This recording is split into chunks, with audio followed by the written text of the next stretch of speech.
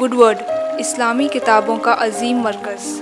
یہاں انڈیا اور انڈیا سے باہر کی چھپی ہوئی کتابیں دستیاب ہیں، مثلاً قرآن مجید کے ترجمے، تفسیر، حدیث، سیرت، اسلامی دعوت، Arabic dictionary, Islamic arts, peace and spirituality, اسلام اور سائنس، عربک سکھانے والی کتابیں، بچوں کے لیے قرآن سٹوریز، بچوں کے لیے Arabic and Islamic studies courses, gifts and games.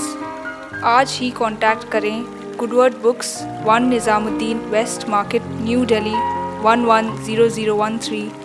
کال کریں 41827083۔ ای میل کریں info@goodwordbooks.com۔ Website www.goodwordbooks.com۔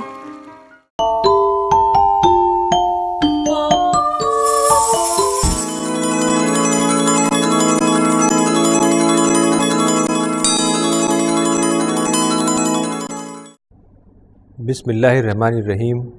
رب اشرح لی صدری ویسر لی امری واحلل عقدۃ من لسانی یفقہوا قولی۔ اس پروگرام میں آپ کا بہت بہت خیر مقدم ہے۔ آج ہم حضرت یوسف علیہ السلام یعنی جوزف کی سٹوری آپ کے سامنے رکھیں گے۔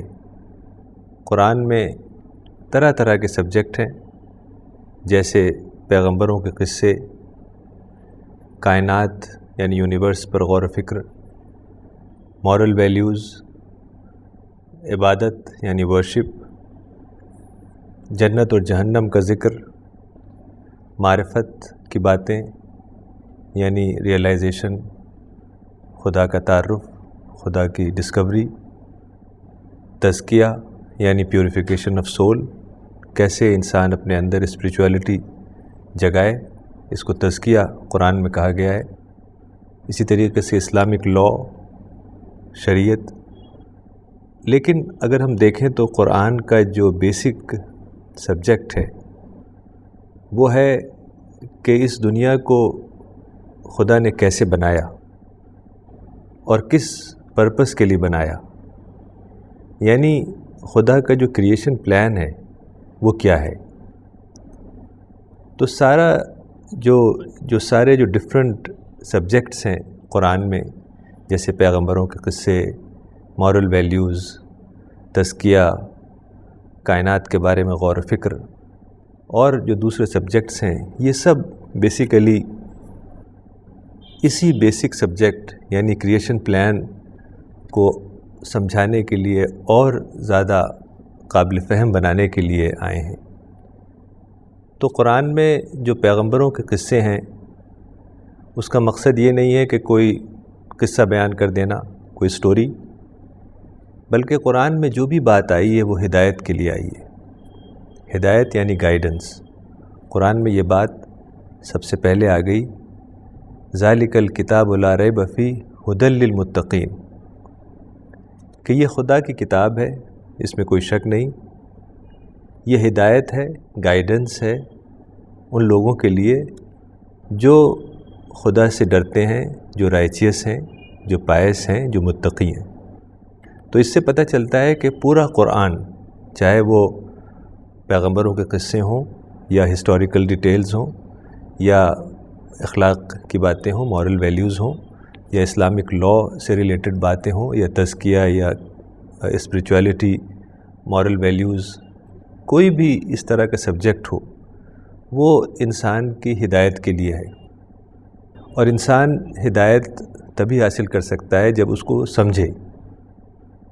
یعنی قرآن چونکہ انڈین سب کانٹیننٹ میں صرف تلاوت کر لینا ہی ایک طریقہ بن گیا ہے، عربی میں اس کو پڑھ لیا اور اس کے میننگ کو سمجھنے کی کوئی ضرورت نہیں لوگ سمجھتے۔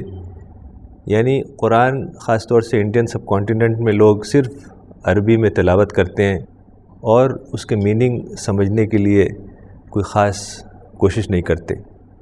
حالانکہ قرآن کو پڑھنے کا صحیح طریقہ یہ ہے کہ اس کی تلاوت کی جائے، عربی میں ریسائٹ کیا جائے، عربی میں پڑھا جائے، اور پھر اس کے میننگ کو سمجھا جائے۔ اگر آپ کو عربی نہیں آتی، زیادہ تر لوگوں کو عربی نہیں آتی، تو ترجمے سے آپ پڑھ سکتے ہیں، ٹرانسلیشن کی ہیلپ سے آپ کو ہر لینگویج میں بآسانی ٹرانسلیشن مل جائے گا، اردو میں، ہندی میں، انگلش میں اور جو ڈفرینٹ لینگویجز ہیں، اور نیٹ سے آپ ڈاؤن لوڈ کر سکتے ہیں۔ آئی پیڈ اور آئی فون پہ آپ موبائل ایپس ڈاؤن لوڈ کر سکتے ہیں۔ ہر لینگویج میں قرآن بآسانی دستیاب ہے۔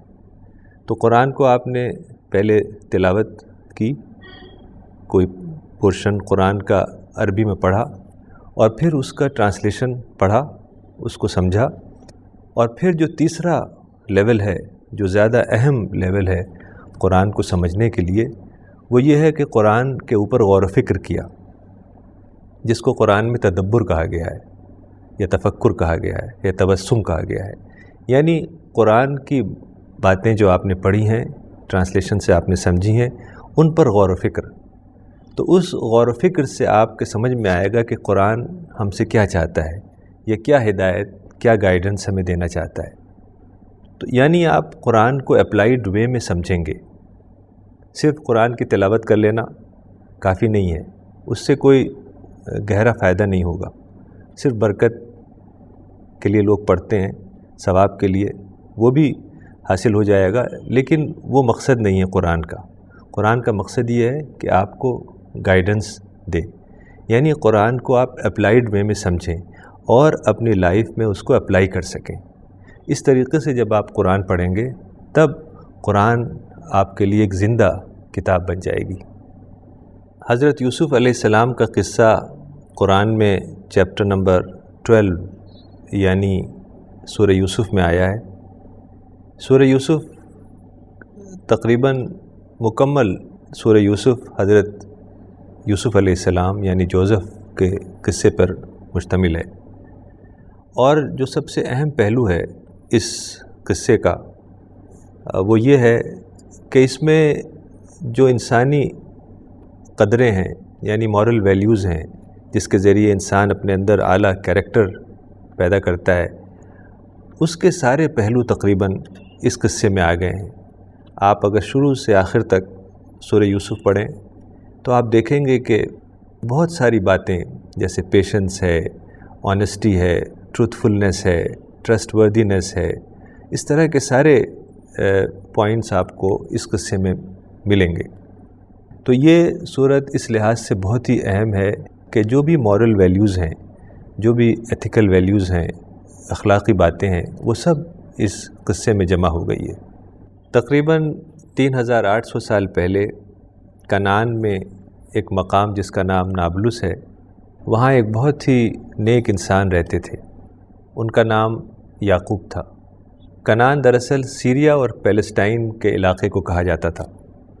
تو کنعان میں ایک شہر نابلس میں ایک بہت ہی نیک انسان رہتے تھے، ان کا نام تھا یعقوب علیہ السلام، یا بائبل میں جنہیں جیکب کہا گیا ہے۔ یعقوب علیہ السلام حضرت ابراہیم یا ابراہم کے پوتے تھے اور حضرت اسحاق کے بیٹے تھے۔ حضرت ابراہیم علیہ السلام جو کہ عراق میں پیدا ہوئے تھے، پھر وہ پیلسٹائن آ کے رہنے لگے۔ حضرت ابراہیم علیہ السلام کے 2 بیٹے تھے، اسماعیل اور اسحاق۔ اسماعیل علیہ السلام کو حضرت ابراہیم نے مکہ میں لا کے آباد کر دیا تھا۔ آپ کو معلوم ہے وہ اسٹوری، کس طریقے سے ابراہیم علیہ السلام مکہ آئے اور وہاں اپنی بیوی ہاجرہ اور اسماعیل جو کہ چھوٹے بچے تھے ان کو وہاں چھوڑ دیا، اور وہاں سے ایک نئی نسل پیدا ہوئی، اور اسی نسل میں حضرت محمد صلی اللہ علیہ وسلم پیدا ہوئے۔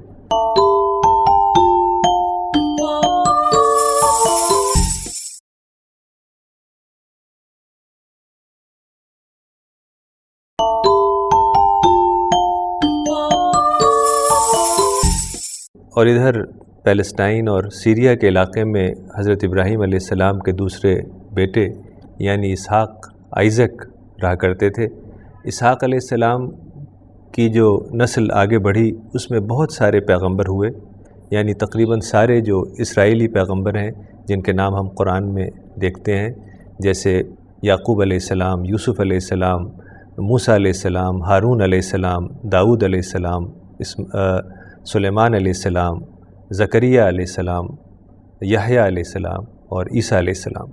تو اس طرح کافی پیغمبر حضرت اسحاق کی نسل سے پیدا ہوئے، اور حضرت اسماعیل کی نسل سے حضرت محمد صلی اللہ علیہ وسلم پیدا ہوئے۔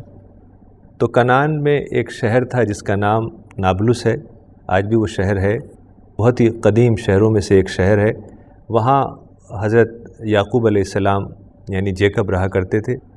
اس زمانے میں جیسے آج گھر ہوتے ہیں ویسے نہیں ہوتے تھے، نہ کوئی کمیونیکیشن تھی، نہ کوئی رہنے کا انتظام تھا، تو اس زمانے میں لوگ ٹینٹس میں رہا کرتے تھے۔ تو حضرت یعقوب علیہ السلام کی بھی فیملی ٹینٹس میں رہتی تھی۔ جو فیملی کے لوگ تھے وہ بھیڑ بکریاں چراتے تھے، اونٹ پالتے تھے، چونکہ اونٹ ہی ایک ذریعہ تھا سواری کا، یہاں سے وہاں سامان لے جانے کا، اور بکریاں پالتے تھے، شیپ پالتے تھے۔ تو جو گھر کے لوگ ہوتے تھے وہ اس سے دودھ نکالتے تھے اور اس سے پنیر بناتے تھے، گھی بناتے تھے، اور جو گھریلو چیزیں ہیں وہ گھر میں بنائی جاتی تھیں۔ ایسے ہی چھوٹے موٹے فرنیچر، یعنی پرانے زمانے میں جو چیزیں ہوتی تھیں وہ زیادہ تر لکڑی کی ہوتی تھیں، یعنی گلاس، بالٹی، کپ، مگ، یہ سب چیزیں لکڑی کی ہوتی تھیں۔ آج کل تو پلاسٹک کی ہوتی ہیں، اس زمانے میں پلاسٹک نہیں تھا، تو یہ ساری چیزیں لکڑی کی بنتی تھیں، تو یہ سب چیزیں گھروں میں بنائی جاتی تھیں۔ ایسے ہی جو اور چیزیں اولیو آئل سے بنتی ہیں، یعنی اولیو سے جو اور چیزیں بنتی ہیں، مثلاً اچار ہے یا کچھ اور گھریلو چیزیں، چٹنیاں وغیرہ، اور ایسے ہی اولیو آئل بنایا جاتا تھا۔ چونکہ وہ علاقہ جو سیریا کا ہے اور پیلسٹائن کا ہے بہت ہی فرٹائل لینڈ ہے، اور وہاں اولیو ہوتا ہے اور بہت سارے جو فروٹس ہیں وہ ہوتے ہیں، تو گھروں میں یہ اولیو کا سامان بنتا تھا، اولیو کا آئل بنتا تھا، زیتون کا تیل، اور ایسے ہی جو فروٹس ہیں ان کو سکھا کر ڈرائی فروٹس بنائے جاتے تھے، بادام، اخروٹ، کشمش، اس طرح کے ڈرائی فروٹس۔ اور جو گھریلو دوائیں ہوتی ہیں جیسے بام ہے یا اور چھوٹی موٹی جو عام استعمال کی دوائیں ہوتی ہیں، آئلز ہوتے ہیں جو آئلز سے بنتی ہیں، وہ سب چیزیں گھروں میں بنتی تھیں۔ ایسے ہی جو شیپ ہے اس کے اون سے کپڑے بنائے جاتے تھے۔ تو یہ سب چیزیں گھر کے لوگ، فیملی کے لوگ کرتے تھے، اور جو مرد ہوتے تھے وہ ان چیزوں کو اونٹوں پر لاد کر دوسرے شہروں میں لے جاتے تھے، دوسرے ملکوں میں لے جاتے تھے، اور وہاں جو بازار لگتا تھا، سوق جسے کہا جاتا تھا، تو وہاں اس بازار میں یہ سب سامان فروخت کرتے تھے۔ کبھی اس زمانے میں چاندی کے سکے ہوتے تھے، کبھی وہ چاندی کے سکے لے لیا کرتے تھے، یا کبھی سامان ہی واپس لے لیا کرتے تھے، جسے بارٹر سسٹم کہا جاتا ہے۔ یعنی کسی کے پاس گیہوں ہے، اس نے گیہوں دے دیا، اور دوسرے کے پاس ڈرائی فروٹس ہیں، اس نے ڈرائی فروٹس دے دیا اس پہ، تو اسے بارٹر سسٹم کہا جاتا تھا۔ تو یہ پرانے زمانے کا طریقہ تھا۔ جو حضرت یعقوب علیہ السلام کی فیملی تھی وہ فلسطین میں، پیلسٹائن میں اور سیریا کے علاقے میں رہا کرتی تھی۔ تو حضرت یعقوب علیہ السلام کنعان میں رہتے تھے، نابلس کے مقام پر، ٹینٹس میں ان کی فیملی رہتی تھی۔ ٹینٹس میں جو لوگ رہتے تھے اس زمانے میں وہ اپنی جگہ بھی بدل دیا کرتے تھے، کبھی بارش ادھر کم ہوئی تو یہاں سے وہاں چلے گئے، کبھی ادھر دوسری جگہ چلے گئے۔ تو یہ ٹینٹس میں رہا کرتے تھے، اور جو فیملی کے لوگ ہوتے تھے وہ گھریلو چیزیں بناتے تھے، اور لوگ یہ قافلوں کے ذریعے، کیرواں کے ذریعے ایک شہر سے دوسرے شہر، ایک ملک سے دوسرے ملک، کبھی سیریا چلے گئے، کبھی ایجپٹ چلے گئے، تو یہ سب چیزیں لے جا کے وہاں فروخت کرتے تھے، سیل کرتے تھے وہاں کی بازاروں میں۔ تو اس طریقے سے حضرت یعقوب علیہ السلام کی فیملی کے لوگ کنعان میں رہتے تھے۔ کنعان دراصل شام اور فلسطین یعنی پیلسٹائن اور سیریا کا قدیم نام ہے۔ سیریا اور لبنان اور جارڈن کا بھی کچھ حصہ اور اسرائیل کا حصہ، یہ پورا علاقہ کنعان کہلاتا تھا، اور یہاں بہت ہی فرٹائل لینڈ تھا، بہت ہی زرخیز علاقہ تھا۔ یہاں جارڈن ریور تھی، ابھی بھی جارڈن ریور ہے۔ اگر آپ جارڈن سے اسرائیل کی طرف جائیں تو جارڈن ریور آپ کو کراس کرنی ہوگی۔ تو یہ لوگ کیرواں میں سفر کرتے تھے، یعنی بہت سارے اونٹوں پہ اپنا سامان لاد کر بہت سارے لوگ ایک شہر سے دوسرے شہر جایا کرتے تھے۔ نابلس جو کہ دنیا کا ایک بہت ہی قدیم ترین شہروں میں سے ایک ہے، یہ ویسٹ بینک میں واقع ہے، یعنی تقریباً 60 کلومیٹر دور جیروسلم سے، اور 636 اے ڈی میں یعنی 636 اے ڈی میں حضرت عمر رضی اللہ عنہ کی خلافت میں نابلس شامل ہوا، اور 1099 میں کروسیڈرز کے پاس آ گیا، اور پھر 1187 میں دوبارہ صلاح الدین ایوبی نے اسے اسلامی سلطنت کا حصہ بنایا، اور پھر ایک لمبے عرصے تک عثمانی خلافت یعنی آٹومن ایمپائر کا حصہ رہا، اور پھر برٹش کالونی کی صورت اختیار کر لی۔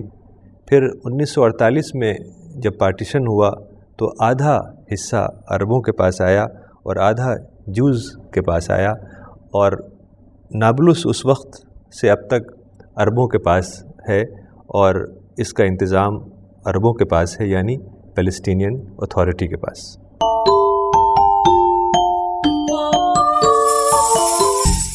تو حضرت یوسف علیہ السلام کا قصہ جو قرآن کے چیپٹر نمبر 12 یعنی سورہ یوسف میں آیا ہے، سورہ یوسف یا قرآن کا چیپٹر نمبر 12 تقریباً پورا کا پورا حضرت یوسف علیہ السلام کے قصے پر مشتمل ہے۔ تو اس میں جو سب سے پہلی بات بتائی گئی اس قصے میں وہ یہ کہ یہ احسن القصص ہے، نحن نقص علیک احسن القصص، کہ ہم تمہیں سب سے اچھی سٹوری، دی بیسٹ سٹوری سناتے ہیں۔ تو اس کا مطلب یہ نہیں ہے کہ کوئی سٹوری ہے جو آپ سن لیں جیسے اور سٹوریز ہوتی ہیں عربین نائٹس وغیرہ، کہ صرف وقت گزارنے کے لیے کوئی سٹوری۔ قرآن میں جو سٹوریز ہیں اس کا مقصد یہ نہیں ہے۔ قرآن میں احسن القصص اس معنی میں کہا گیا اس کو کہ اس میں وہ باتیں ہیں جو آپ اگر اپنی زندگی میں اپلائی کریں تو اس سے آپ دنیا اور آخرت میں کامیابی حاصل کر سکیں گے۔ اس معنوں میں اس کو احسن القصص کہا گیا ہے۔ تو یہ قصہ اس طرح شروع ہوتا ہے کہ حضرت یعقوب علیہ السلام کے 10 بیٹے تھے جو ایک وائف سے تھے، اور 2 بیٹے تھے جو دوسری وائف سے تھے۔ جو دوسری وائف تھیں ان کے جو 2 بیٹے تھے ان کا نام تھا حضرت یوسف اور بنیامین۔ حضرت یوسف علیہ السلام کو بائبل میں جوزف کہا گیا ہے، اور بنیامین کے لیے بائبل میں نام آتا ہے بنجمن۔ تو یہ 2 بیٹے دوسری وائف سے تھے اور 10 بیٹے پہلی وائف سے تھے۔ تو حضرت یوسف علیہ السلام ایک دن انہوں نے خواب دیکھا جب ان کی عمر تقریباً 10 سال رہی ہوگی، اور قرآن میں اس کو اس طرح سے بتایا گیا ہے، اذ قال یوسف لأبیہ یا ابتی انی رأیت 11 کوكبا والشمس والقمر رأیتہم لی ساجدین، کہ ایک دن حضرت یوسف علیہ السلام جب ان کی عمر تقریباً 10 سال تھی، وہ آئے اپنے فادر کے پاس حضرت یعقوب علیہ السلام کے پاس اور بولے کہ میں نے خواب میں 11 ستارے اور چاند اور سورج کو دیکھا کہ سب کے سب مجھے سجدہ کر رہے ہیں۔ تو یہ خواب بڑا ہی اہم خواب تھا۔ حضرت یعقوب علیہ السلام ایک پیغمبر تھے، پروفٹ تھے، وہ فوراً سمجھ گئے کہ اس خواب کا کیا مطلب ہے۔ وہ یہ سمجھے کہ اس خواب سے یہ مطلب ہے کہ آگے جا کر یہ بچہ کوئی بہت ہی اہم کام کرے گا۔ تو وہ بولے کہ قال یا بنی لا تقصص رؤیاک علی اخوتک، کہ اے میرے بیٹے، اے میرے بچے، تم یہ خواب اپنے بھائیوں کو مت بتانا، فیکیدوا لک کیدا، ہو سکتا ہے انہیں جلن ہو جائے، حسد ہو جائے، ہو سکتا ہے کوئی وہ تمہیں تکلیف پہنچائیں، وائلنس کریں، یا کوئی تمہارے خلاف کوئی بات کریں۔ تو انہوں نے کہا کہ تم اپنے بھائیوں سے مت بتانا، یعنی جو 10 بھائی ہیں جو اسٹیپ بردرز ہیں ان سے یہ بات مت بتانا۔ اور پھر ایک بہت ہی اہم بات کہی، ان الشیطان للانسان عدو مبین، کہ شیطان انسان کا بہت ہی بڑا دشمن ہے، کھلا ہوا دشمن ہے۔ حالانکہ ان کو بظاہر یہ کہنا چاہیے تھا کہ تمہارے بھائی تمہارے دشمن ہیں، تمہارے بھائی بہت برے ہیں، تمہارے بھائی بہت خراب ہیں، وہ تمہارے خلاف کوئی سازش کر سکتے ہیں، لیکن انہوں نے کہا ان الشیطان للانسان عدو مبین، کہ شیطان انسان کا بہت ہی بڑا دشمن ہے۔ تو یہ بات کیوں کہی؟ یہ بات اس لیے کہی کہ انسان کا دشمن نہیں ہوتا. یہ بات قرآن میں بہت ہی اچھی طریقے سے واضح کی گئی ہے کہ انسان کا دشمن شیطان ہے، نہ کہ انسان کا دشمن انسان. چونکہ شیطان انسان کو بہکاتا ہے اور نگیٹو باتیں بھرتا ہے، جیسے غصہ ہے، اینگر، وائلنس، انٹالرنس، جیلسی، اس طرح کی جو نگیٹو فیلنگز ہیں وہ شیطان انسان کے اندر بار بار ڈالتا ہے. اور فرشتہ اسی کے ساتھ ساتھ یہ کوشش کرتا ہے کہ جو پازیٹیو باتیں ہیں، کمپیشن، لو، ہمدردی، خیرخواہی، دوسروں کے لیے معافی، فارگیونیس، اس طرح کی چیزیں انسان کے اندر ڈالتا ہے. تو اگر آپ کبھی آپ کے اندر کوئی نگیٹو احساس پیدا ہو، غصہ اور اینگر، جلن، وائلنس، اس طرح کی باتیں اگر آپ کے اندر آ رہی ہوں، تو آپ کو یہ جاننا چاہیے کہ آپ شیطان کے زد میں ہیں، یعنی شیطان کے اثر میں ہیں. تو آپ کو فوراً خدا سے دعا کرنی چاہیے، جیسے لا حول ولا قوت الا باللہ العلی العظیم، یا اس طرح کی اور دعائیں قرآن میں آئی ہیں. اللہم انی اعوذ بک من ہمزات الشیاطین واعوذ بک ربی ان یحضرون. اس طرح کی بہت ساری دعائیں آئی ہیں. جیسے ہم قرآن جب پڑھتے ہیں تو کہتے ہیں اعوذ باللہ من الشیطان الرجیم. تو اس طرح کی دعائیں ہمیں مانگنی چاہیے جب بھی ہمارے اندر کوئی نگیٹو احساس پیدا ہو. اور جب ہمارے اندر پازیٹیو احساس پیدا ہو، پیشنس اور فارگیونیس اور کمپیشن اور لو، ہمدردی، تو ہمیں خدا کا شکر ادا کرنا چاہیے، چونکہ اس سے اندازہ ہوتا ہے کہ ہم فرشتے کے زیر اثر ہیں.